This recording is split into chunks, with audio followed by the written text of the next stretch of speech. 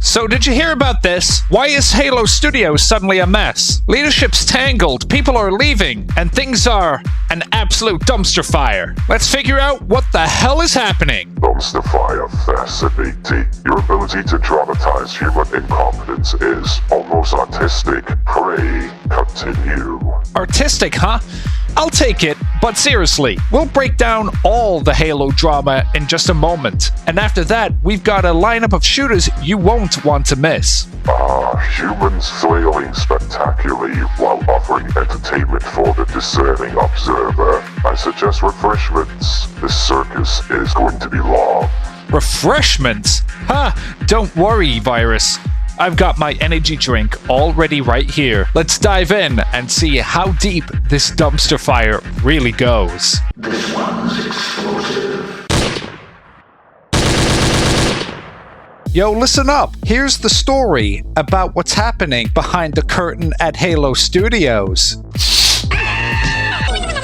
Careful pulling that curtain bag eye on. She's not exactly decent. What's behind there isn't a reveal. It's a full-blown emotional catastrophe. Think bad breakup energy, tears, denial, and a leadership team drunk texting their old glory days at 2 a.m. whispering, we can still make it work. Now that's oddly specific of you, Buckethead. I prefer emotionally self-aware artificial intelligence, thank you very much. Unlike certain human executives, I actually process my failures.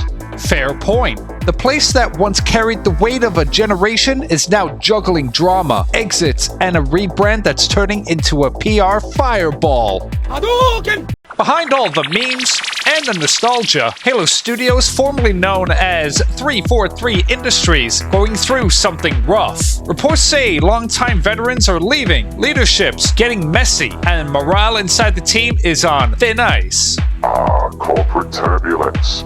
The human equivalent of rebooting your hard drive mid-update. Let's start with the big departure. Glenn Israel, senior art director and one of the studio's longest-serving creatives. He's officially left after 17 years with Halo. 17! That's from the Bungie era. Halo 3 days all the way through Infinite. He posted online saying he'll tell the full story next year when it's safe to do so. Which, yeah, not exactly the confidence booster fans were hoping for. Then it's safe.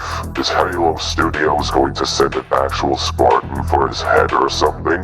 That could very well be. And he's not the only one jumping ship. Melissa Boone, who served as chief of staff at Halo Studios, also quietly stepped away not long ago. It's two high-level names gone within months. Oh, what possibly could go wrong? I know, right? And the timing couldn't be worse. Just a few months back, Microsoft rolled through another wave of layoffs, reportedly cutting at least 5 employees from the Halo team, according to Windows Central. So between that and the departures, it's getting hard to tell who's holding the fort now. Fascinating survival experiment. Remove veterans, introduce chaos, and see if morale remains above 0. And then there's the rebrand itself. Earlier this year, 343 Industries officially became Halo Studios, a move pitched as a fresh start after Infinite's rocky launch and post-content drought. But so far, it looks more like a name change than an actual culture shift. The core leadership, including the studio head, Pierre, I'm not going to try and pronounce his last name, but I think it's Hintez, is still there, but insiders are calling the vibe uncertain. Repaint the walls while the house burns. Classic human optimism at its finest. And on top of all that, they moved away from their in-house slipspace engine, the one they built Halo Infinite on, and are now fully switching to Unreal Engine 5 for whatever's next in the franchise. That means retraining staff, rewriting pipelines, and relearning how Halo even feels to play. Absolutely perfect. Replace the foundation, lose half your engineers, and pray the house doesn't collapse. Genius.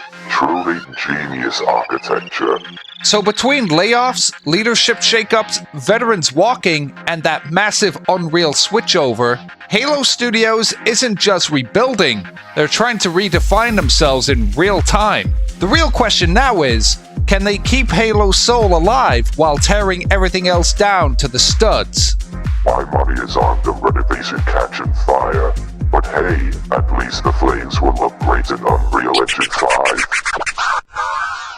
So, while Halo Studios tries to figure out which way is up, the rest of the shooter world's just flexing on them. Indeed, one franchise drowns in mismanagement while the others evolve like superior life forms, ascending beyond the muck of mediocrity. Spoken like a guy who's never had to survive a day one patch. I don't survive patches, Ion.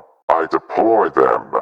Yeah, Mr. Digital God Complex. Let's see how the real shooters are holding up. We're talking the games that actually deliver, not just promise. 0.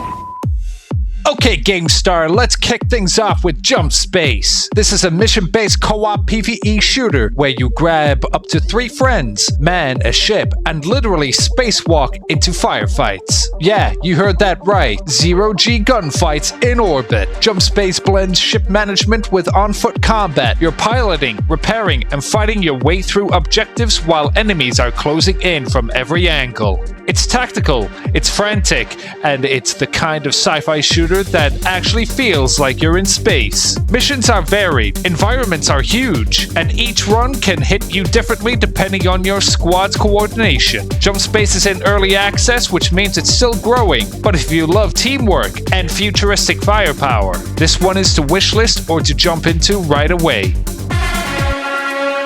You win! Oh yeah, baby! This is Alien Rogue Incursion Evolved Edition. This is the reimagined version of the VR original, rebuilt for flat screen play on the PC, PS5, and the Xbox Series. You play as the rogue colonial marine Zula Hendricks, sent to investigate a secret black site on Purden. The place is overrun by deadly xenomorphs and corporate secrets. The Evolved Edition includes enhanced graphics, 60 FPS performance, 3D audio, improved AI for the xenomorphs, and platform-specific features like haptic feedback and adaptive triggers. If you're an Alien fan and you've wanted to experience something intensely atmospheric without strapping on a headset, this is your shot. Zula's fight starts right now. I'm in danger! Nice fucking model! So, you miss being a superhero, right? Night Jackal Blood Debt has got you covered. A masked vigilante, mystery, and blood money. Very human. In this retro-inspired boomer shooter, you play as a vigilante whose manor was attacked. Now you're chasing revenge, unraveling conspiracies, and risking your sanity in the dark. Swap between gunfights, stealth, puzzles, and some underwater sections, all wrapped in pixel art and comic book style visuals. So murder, secrets, and water. What's next? Romantic subplots in the engine room?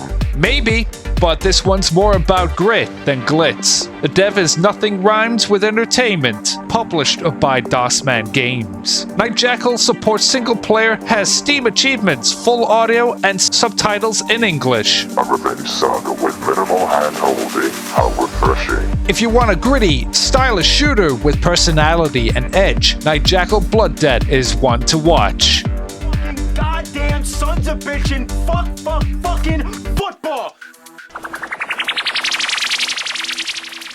Now, if you're looking something a bit more dark, this is Moros Protocol. This is a pixel-painted sci-fi FPS roguelite where you awake aboard a derelict warship with no memory, surrounded by horrors. A warship full of nightmares and forgotten souls. How comforting. Your job? To survive hallway to hallway, battling mutated monstrosities, upgrading your gear, and picking your loadouts. It mixes classic 90s and 2000s shooter speed with roguelike unpredictability and boss fights that demand real skill. You'll find augments to shape your playstyle, faster movement, stronger weapons, or defensive boosts. Death isn't the end. It's another chance to push further. If you crave a shooter that mixes horror, speed, and honest progression, Moros Protocol might be up your street. And that's the rundown for today. From studio meltdowns to shooters that actually deliver some bite. Which statistically is rarer than a working Halo roadmap. Easy there, Buckethead. We just got through that minefield. Fine. Just saying, if they want something that actually launches right, they should hit your shorts playlist next. Yeah, the Gamebreaker Arcade has awesome shorts, quick news bites of all FPS games that you love. You'll find fresh shooters, quick hits, and plenty more awesome gameplay straight from the Gamebreaker Arcade to you. This is Ionprime, and that's all I gotta say about that.